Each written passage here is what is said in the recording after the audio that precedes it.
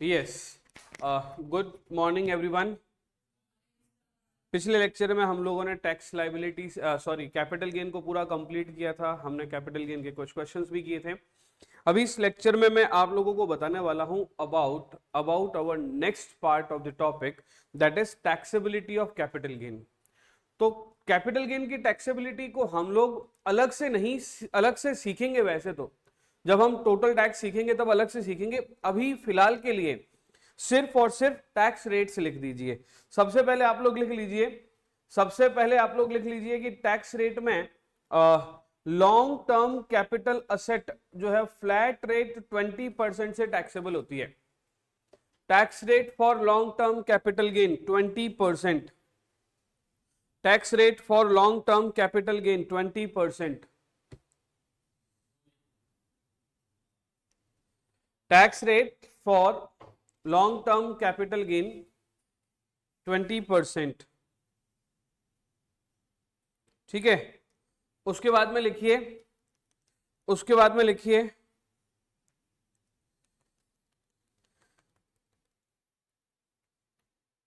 Where, लिखिए पूरा है ना, लिखिए मतलब कि ये वाला एज इट इज कॉपी मत करना, मैं जो जैसा लिखवा रहा हूं वो लिखिए। Where long term capital gain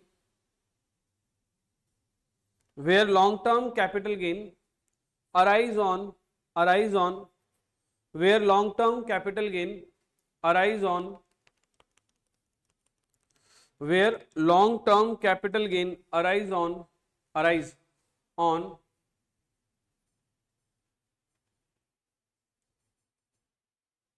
shares, listed shares, arise on listed shares and security transaction tax is paid on such shares. Security transaction tax is paid on such shares.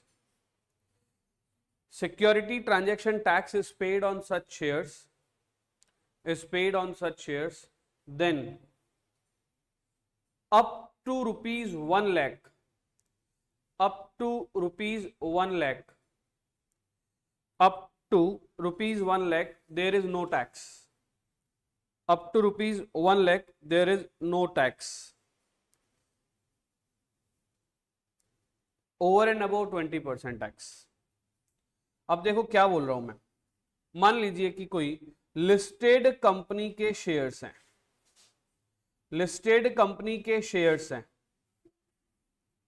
In shares पर security transaction tax already paid है। पहली बात क्या बोली, listed company के shares है। कौन से शेयर्स हैं?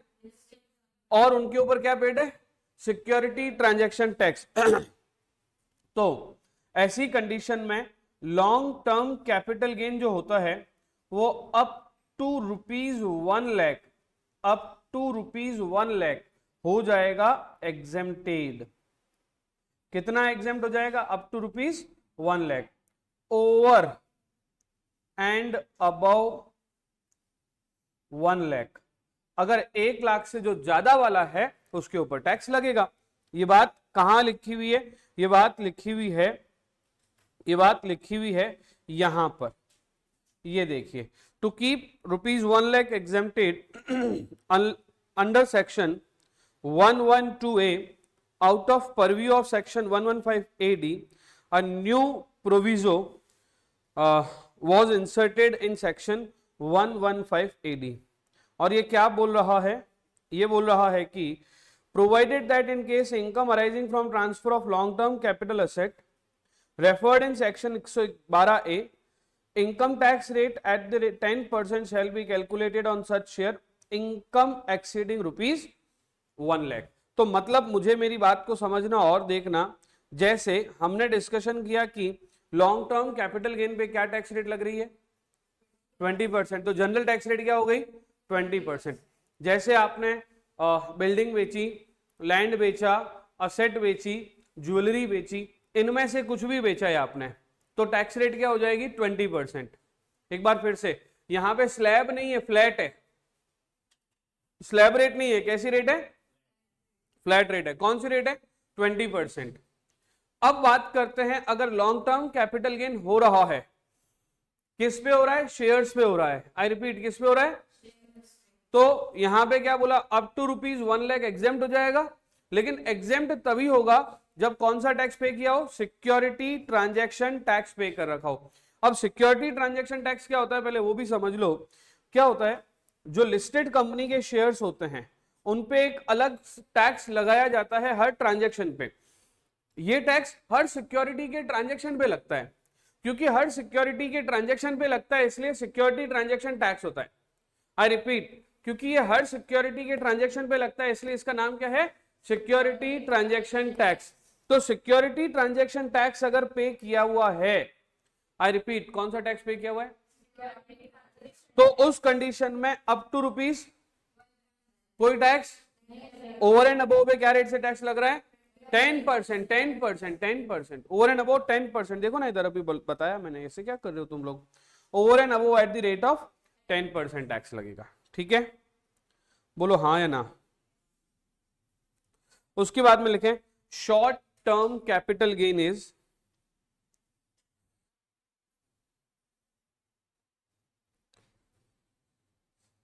short-term capital gain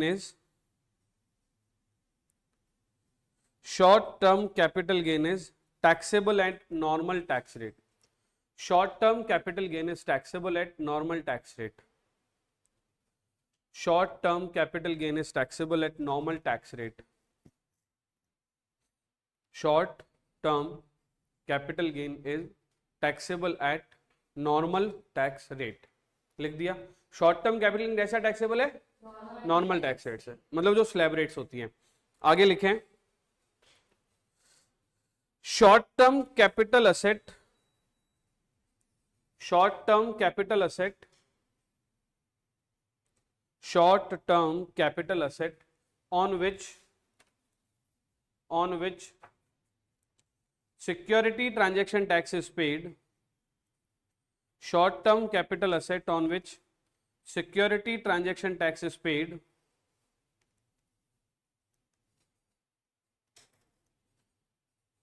क्या बोला मैंने?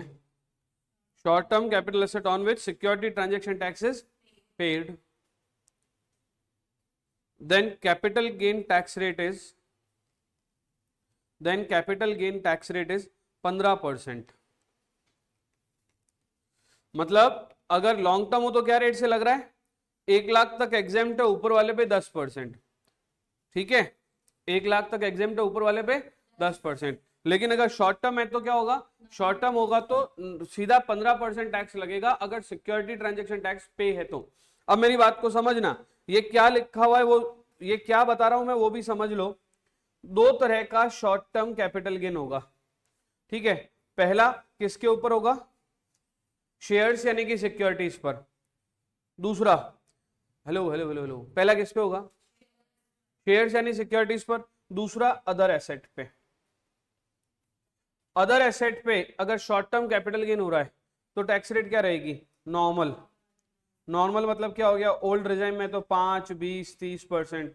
न्यू रिजाइम में तो न्यू टैक्स जो रिजीम है उसमें है अगर तो 5%, 10%, 15%, 20%, 25% और 30%, जो हम लोगों ने पहले सीख रखा है टैक्स लाइबिलिटी वाले चैप्टर में। Up to ₹2,50,000, up to ₹2,50,000 5%, then next 2,50,000 पे 5%, नेक्स्ट 2,50,000 पे 10%, नेक्स्ट 2,50,000 पे 15%, नेक्स्ट 2,50,000 पे 15%, देन 20%, देन 30%। 15 लाख से ज्यादा हो तो 30%। ये जो टैक्स रेट है ये अदर एसेट है और कौन सी वाली है? शॉर्ट टर्म कैपिटल गेन, तो उस पर लगेगा। लेकिन अगर बात करें किसकी? शेयर्स की। अगर शेयर्स की बात करें तो शॉर्ट टर्म कैपिटल गेन जो होता है, आई रिपीट, मैं किसकी बात कर रहा हूं? किसकी? शॉर्ट टर्म कैपिटल गेन किसका? शेयर्स पे लगने वाला। अगर कोई शॉर्ट टर्म कैपिटल गेन जो शेयर्स पे लग रहा है, मैं फिर से बोल रहा हूं, मैं क्या बोला मैंने? शॉर्ट टर्म कैपिटल गेन जो किस पे लग रहा है तो, और उस पे सिक्योरिटी ट्रांजैक्शन टैक्स पे है तो टैक्स रेट क्या हो जाएगा? 15% हो जाएगी। तो टैक्स रेट क्या हो जाएगी? 15%। अभी इसको हम बाइफरकेट करते हैं। 4 तरह की रेट हमने पढ़ी। पहला पढ़ा long term capital gain normally, जल्दी से सबकी आवाज आनी चाहिए, 20%। दूसरा long term capital gain on which security transaction tax is paid up to rupees 1 lakh, tax up to rupees 1 lakh, no tax, up to rupees 1 lakh no tax, over and above 10%। फिर हमने पढ़ा short term capital gain. Normally short term capital gain पे क्या tax लगेगा? Normal tax rate. अगर shares और जिनके ऊपर सिक्योरिटी ट्रांजैक्शन टैक्स पेड है तो क्या टैक्स लगेगा? 15%। यस सर कि नो सर? Yes sir. हम लोगों ने जो मैंने आपको जो नोट्स दे रखे थे उसमें मैंने पिछले लेक्चर्स में कौन कौन से क्वेश्चंस करवा दिए हैं मुझे बताइए एक बार। और पहले तो पेज नंबर बता दो मुझे, पहले तो पेज नंबर बता दो मुझे, और फिर मुझे क्वेश्चंस बता दो कौन कौन से क्वेश्चंस करने हैं नहीं करने हैं। कौन सा पेज नंबर? हाँ 48 है ना? ओके 48। मुझे बताओ 48 में क्वेश्चन नंबर 1 हमने किया था, ठीक है, 2 किया था, मिस्टर श्रीनिवासन वाला कर लिया था, ओके। फिर ये नेक्स्ट वाला क्वेश्चन नंबर 3 किया था, क्वेश्चन नंबर 3 किया था कि बाकी है? बाकी है। तो पहले क्वेश्चन नंबर 3 भी अभी कर लेते हैं। तो क्वेश्चन नंबर 3 क्या है पहले? अच्छा कौन कौन से क्वेश्चंस बाकी है मेरे को एक बार बता दो ना। Mister M and son, M and पहले 3 कर लेते हैं, ठीक है। M and sons, page number 49 question answer वाला। M and sons HUF had purchased a land for rupees 1,50,000 in 2002-3। ये मैंने लिखा गिवन। सबसे पहले जो गिवन होता है वो लिख देते हैं हम लोग। किसने परचेज किया है?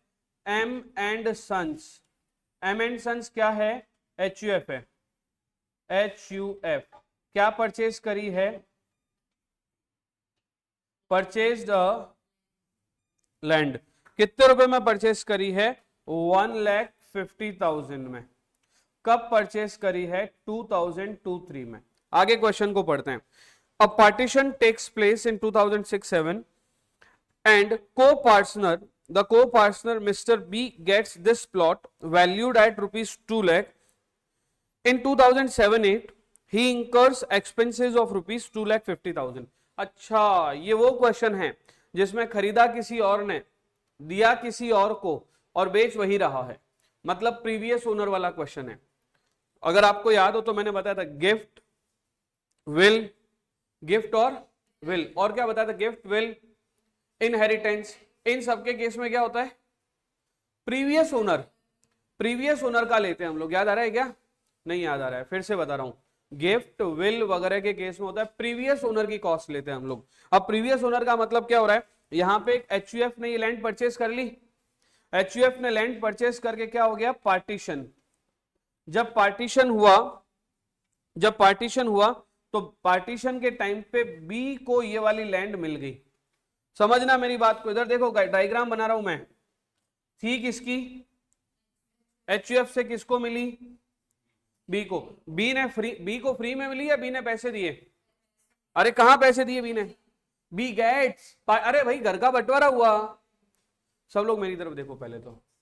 घर का बंटवारा हुआ, HUF का बंटवारा होने पर HUF की जमीन किसको मिल गई? को पार्टनर को। पार्टनर को मतलब जो मेंबर था HUF का। अब बी जो है इसके ऊपर कुछ खर्चे कर रहा है, तो ये क्या बोल रहा है? B incurs expenses of rupees 2,50,000। ठीक है, ये 2,50,000 जो है ये बी ने इंकर किए हैं और इसको मैं बोल दूंगा इंप्रूवमेंट। इसको क्या बोल दूंगा? इंप्रूवमेंट किया है on the plot towards fencing of the plot of land. ठीक है, then mister B then sell plot at rupees 15 lakh. ठीक है, और बी सोल्ड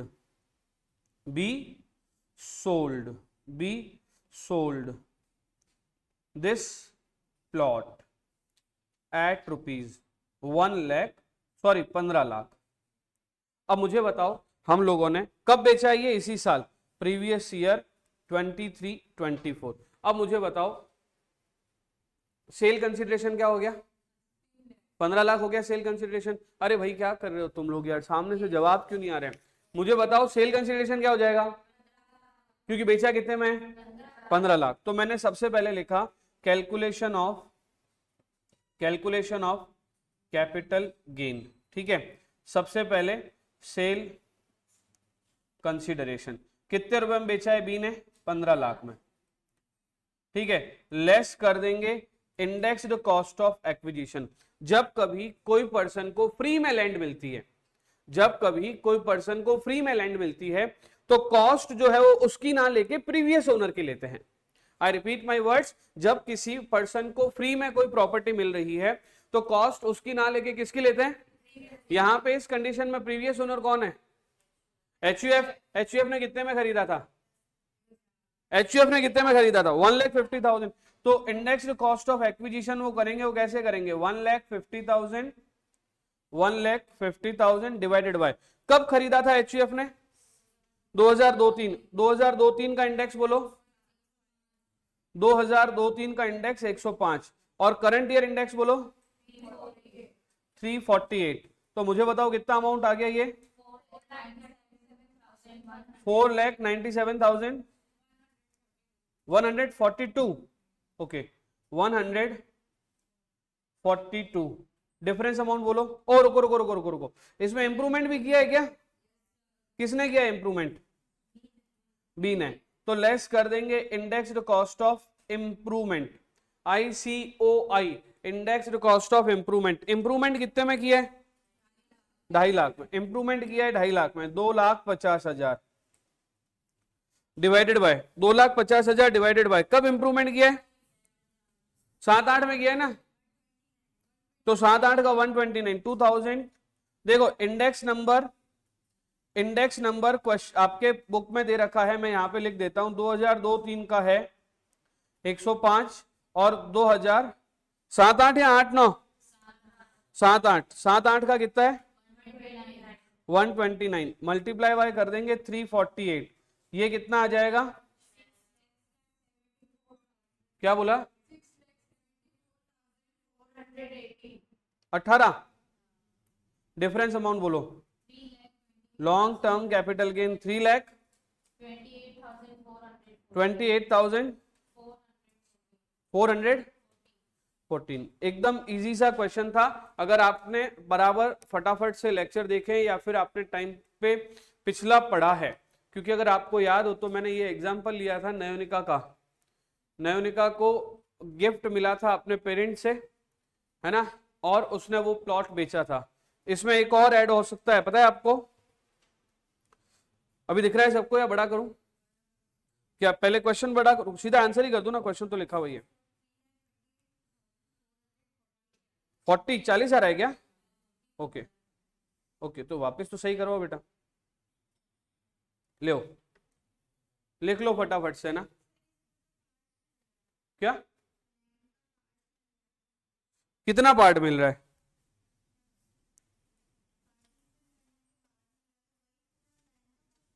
इसमें ये कब लिखा, कहां लिखा है कि लैंड का पार्ट मिला है?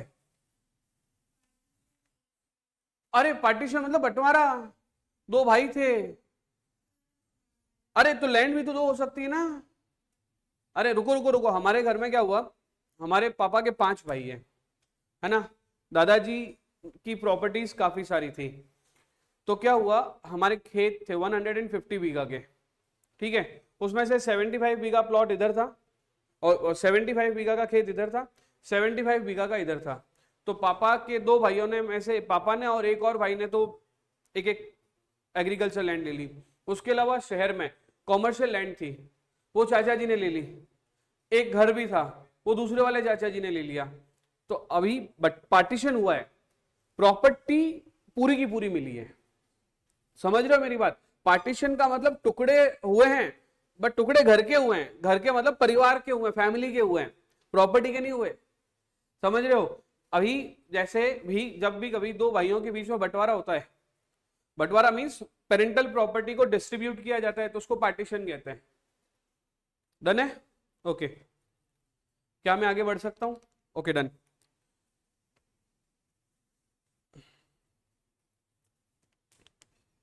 और कौन सा क्वेश्चन था? थर्ड के बाद क्वेश्चन बोलो जल्दी। पांचवा क्वेश्चन था, Mohan is a proprietor of photo film agency which has 2 units, one for printing and other for binding. He transferred by way of slump sale, slump sale अभी नहीं देख रहे हम लोग, बाद में एक और टॉपिक आएगा उसमें कवर करेंगे। फिफ्थ के बाद बोलो, 6 हो गया, 6 थियोरेटिकल क्वेश्चन है, 6 थियोरेटिकल क्वेश्चन है टैक्स लाइबिलिटी से रिलेटेड। तो क्या है, बिजनेस इनकम है माइनस के 30,000, कैपिटल गेन है शॉर्ट टर्म 6,000, लॉन्ग टर्म है 1,96,000। कंप्यूटेशन ऑफ टैक्स लाइबिलिटी है ना, ये टैक्स लाइबिलिटी सिखाने के बाद हो पाएगा। वैसे मैं बता देता हूं, अभी आज की तारीख में ये क्वेश्चन तो हो ही जाएगा। अभी आज की तारीख में जो टैक्स रेट है वो 2,50,000 पे फ्री है। जो टैक्स रेट है कितना है, 2,50,000 पे पूरा फ्री है। आप लोग मेरी बात सुन क्यों नहीं रहे? मैंने क्या बोला? क्या टैक्स? अब इधर देखो, बिजनेस इनकम है 30,000, क्वेश्चन नंबर कौन सा बोला आपने? क्वेश्चन नंबर 6, बिजनेस इनकम है 30,000, loss, short term capital gain है 6,000, लॉन्ग टर्म कैपिटल गेन है 1,90,000। एक आगे चैप्टर आएगा set off and carry forward of losses, इसके जस्ट बाद में ही करवा रहा हूं मैं। उसमें क्या होता है कि बिजनेस का लॉस कैपिटल गेन की इनकम से सेट ऑफ हो सकता है। बिजनेस का लॉस कैपिटल गेन की इनकम से सेट ऑफ हो सकता है। यहां पे बिजनेस का लॉस कितना है? हाँ, बिजनेस का लॉस कितना है? 30,000, और कैपिटल गेन कितना है? 1,96,000। तो 1,96,000 में से 30,000 का लॉस सेट ऑफ हो गया, तो बच गया कितना? 1,66,000 का प्रॉफिट। टैक्स फ्री इनकम कितनी है? बोलो ना यार, टैक्स फ्री कितनी है? जब 2,50,000 टैक्स फ्री इनकम है तो टैक्स लगेगा कि नहीं लगेगा? बात खत्म, क्वेश्चन खत्म, यही क्वेश्चन नहीं, पढ़ लीजिएगा आराम से, ठीक है। चलिए आगे बढ़ते हैं। इसके बाद 7 हो गया, 8, 7 मैंने करवा दिया था, वेरी गुड, 7 मैंने करवा दिया था, वेरी गुड। 8 देख लेते हैं।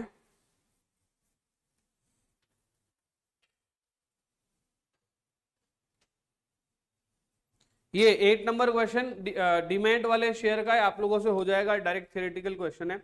With this I have completed chapter capital gain. आप लोगों को जान के खुशी होगी कि हमने कैपिटल गेन पूरा कंप्लीट कर लिया है विद क्वेश्चंस, ठीक है।